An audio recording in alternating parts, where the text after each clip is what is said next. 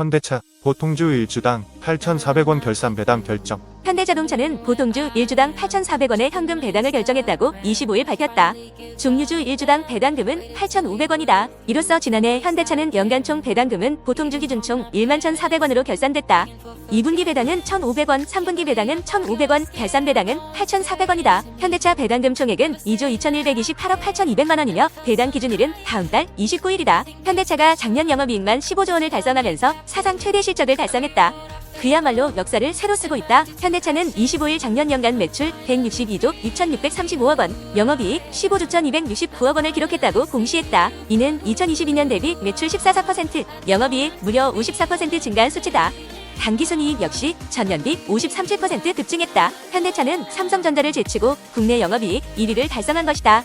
삼성전자 영업이익 전망치를 3배 정도 수준이다. 현대차와 기아차의 영업이익을 합칠 경우 27조 원에 달하는 것으로 추정된다. 기아 역시 새회계 기준 도입 후 최대 실적으로 사상 처음으로 매출액 100조 원, 영업이익 10조 원을 훌쩍 뛰어넘을 전망이다. 남주신 교보증권연구원은 연간 최대 실적을 기록하면서 사상 첫 영업이익 15조 원 돌파했다면서 특히 지역 믹스 개선과 차종 믹스 개선으로 마진 상승이 실적을 견인한 주요인이라고 설명했다. 장문수 현대차증권 연구원 역시 현대차와 기아의 호실적은 북미 수출 등 차량 판매 증가와 친환경차 제네시스 레저용 차량 등 고부가 가치 차량 판매 호조에 기인한 것이라고 분석했다. 한편 작년 현대차와 기아의 글로벌 판매 대수는 총 730만 2천대로 2022년에 이어 빅3 진입이 확실시된다. KTNG의 사회이사 초호화 해외 출장이 논란이 일파만파 확산되고 있다. 25일 업계에 따르면 KTNG 사회이사는 지난 2012년부터 매년 일주일 기간으로 해외 사업장 감찰이나 연수에 영복 출장을 다녀왔다. 문제는 이들 사회이사들이 업무와 무관한 초호화 해외 출장을 다녔다는 비판이다. 이들은 해외 출장에서 업무를 뒷전으로 주요 관광지 여행이 주요 스케줄이었던 것으로 한 언론 매체는 보도했다. 심지어 사회이사들의 배우자까지 출장에 동행했던 것으로 알려졌다. 사회이사란 대주주와 사내 경영진을 감시 견제하기 위해 만들어진 제도다. 하지만 이들 사회이사는 본분을 잊고 여행만 다녔던 것으로 전해진다. KTNG는 알파경제의 해외 판매량이 국내 판매량을 넘어서 지난해 기준 전체 판매량 대비 해외 판매 비중이 약 60%에 달하다면서 130여 개국에 진출해 있는 글로벌 기업이다이라고 말했다. 그러면서 지난해 회사는 글로벌 톱티어 도약의 미래 비전을 밝히는 등 해외 사업에 역량을 집중하고 있다고 설명했다. 특히 해외 출장은 해외 사업에 대한 이해와 전문성 제고를 위한 것으로 규정대로 관련 업무 수행을 지원했다고 주장했다. KTNG는 사회이사는 회사의 사업에 도움이 될 글로벌 인사이트 발굴을 위해 현지 시장과 생산시설 방문, 해외 전문가 미팅, 신사업 후보군 고찰 등을 목적으로 해외법인뿐 아니라 주요 시장을 대상으로 연 1회 7일 이내로 해외 출장을 실시하고 있다고 논란에 대해 해명했다. 또 1인 평균 680만원 수준으로 보도에 언급된 일부 사례는 지난 2012년, 2014년 사안으로 현직 사회이사와는 전혀 무관하다고 선을 그었다. 한편 시민단체들은 회사의 경영을 관리 감독해야 할 사회이사가 고액 연봉과 해외 출장 등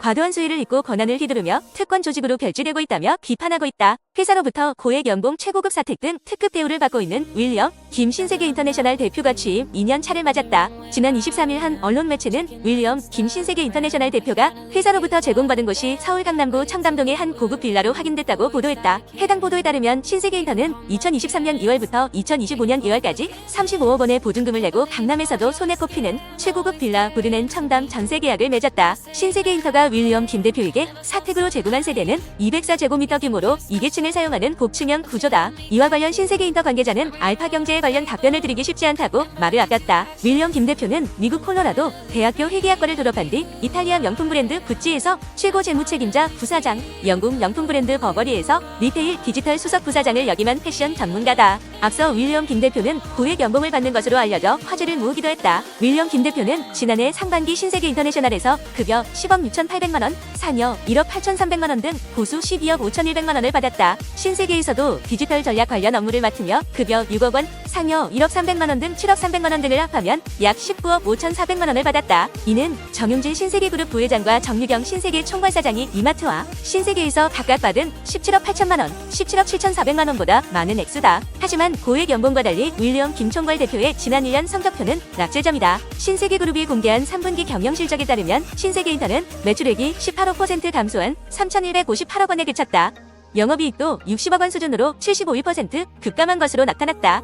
그야말로 처참한 수준이다. 이에 신세계인터 관계자는 지난해는 그 전년도 엽기저 때문에 실적이 부진했고 업황 자체도 패션업체 전반이 힘들었다며 첫 해는 조직 재정비 및 방향성을 제시하는 기간일 뿐 첫 해부터 실적이 안 나왔다고 문제가 있다고 보기는 어렵다고 해명했다. 신세계인터는 작년과 달리 올해 실적이 개선될 것으로 기대했다. 그는 작년에 11개 브랜드가 신규로 들어왔고 가장 논란이 됐던 셀린느 역시 지난해 실적에 영향을 미쳤지만 올해부터는 셀린느에 대한 여파는 없을 것으로 보인다며 신규 브랜드 론칭 후 사업을 키워나가면서 이익이나 매출에 기여할 것으로 기대한다고 밝혔다. 아울러 신규 브랜드들의 시장 안착 후 인지도가 높아지면 매출에 반영이 될 것이라며 올해도 성장 가능성 높은 수입 브랜드들을 계속해서 도입하면서 자체 브랜드들을 키워 해외 진출을 진행하고 있다.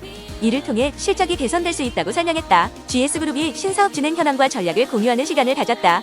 GS그룹은 신기술을 바탕으로 불황과 저성장을 극복할 계획이다. GS그룹은 25일 서울 강남 GS타워에서 2024 GS 신사업 공유회를 개최했다. 공유회에는 허태수 GS그룹 회장을 비롯 계열사 사장단과 신사업 담당 임원 70여 명이 참석했다. 계열사들은 이번 행사에서 신사업 영역별 신기술과 기존 사업 역량을 결합하는 방안을 잇따라 발표했다. 산업바이오 영역에서는 GS의 바이오 신기술 투자를 GS 칼텍스 등 기존 사업 역량과 결합해 신사업으로 구체화하는 사례가 집중 조명됐다. 산업바이오는 바이오 기술을 활용해 석유화학 제품의 대체 물질을 개발하는 분야다. 질병 치료 목적의 의약품 개발에 해당하는 레드바이오와 대비해 화이트바이오라고도 불린다. GS그룹이 추진하고 있는 신사업 포트폴리오를 사업 확장과 사업초 기입성, 투자와 탐색 등 3단계로 구분의 단계별 사업화 전략을 제시하기도 했다. 사업 확장 단계는 초기 투자와 실증을 거친 신기술을 기존 사업 역량과 결합, 소규모 사업화 테스트를 마친 경우다. 산업바이오와 순환경제, EV 충전 영역이 여기에 해당된다. 사업초 기입성 단계는 유망한 기술을 유의미한 사업으로 구체화한다. 데이터 기술을 활용해 전력 효율을 극대화하는 가상발전소 영역이 대표적이다. 투자와 탐색 단계는 산업의 패러다임을 바꿀 수 있는 새로운 기술과 시도에 투자한다. 탄소 포집 활용 저장, 뉴에너지 등이 사례다. 허 회장은 불황과 저성장을 극복할 열쇠는 신기술이라며 사업 역량과 신기술을 결합하는 시도를 멈추지 말아야 한다고 강조했다. 중국 중앙은행이 은행의 지급 준비율을 인하하면서 추가 지원책의 가능성을 시사하자 중국 증시가 반등했습니다.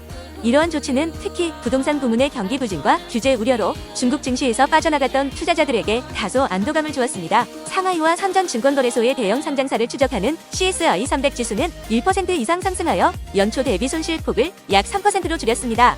최근의 매도세에도 불구하고 이번 주에는 일부 전술적 매수 및 쇼커버링이 관찰되었습니다. 투자자들은 이제 유럽 중앙은행 정책회의에서 크리스틴 라가르드 ECB 총재가 잠재적 금리 인하 시기에 대한 질문에 답할 것으로 예상되는 가운데 관심을 돌리고 있습니다. ECB의 12월 회의록에 따르면 금리 인하에 대한 시장의 기대에 반하는 발언이 나왔습니다. 현재 시장은 빠르면 4월에 금리 인하를 예상하고 있지만 최근 몇 주 동안 기대치를 조정하고 있습니다. ECB 회의를 앞두고 유로화는 1,879달러로 안정세를 유지했습니다. 투자자들은 여러 주요 기업의 실적 발표도 기대하고 있습니다. 명품 대기업인 LVMH는 경쟁 사인 중국 리치몬트의 판매 호조에 힘입어 실적을 발표할 예정입니다. 미국에서는 넷플릭스의 주가가 상당한 가입자 증가로 인해 12% 상승했습니다. 뉴욕 증권거래소 IBM의 주가는 애널리스트들의 예상치를 뛰어넘는 실적을 예상한 후 시간의 거래에서 8% 이상 상승했습니다. 반대로 테슬라의 주가는 나스닥치라는 실적이 기대에 미치지 못하면서 6% 하락했습니다.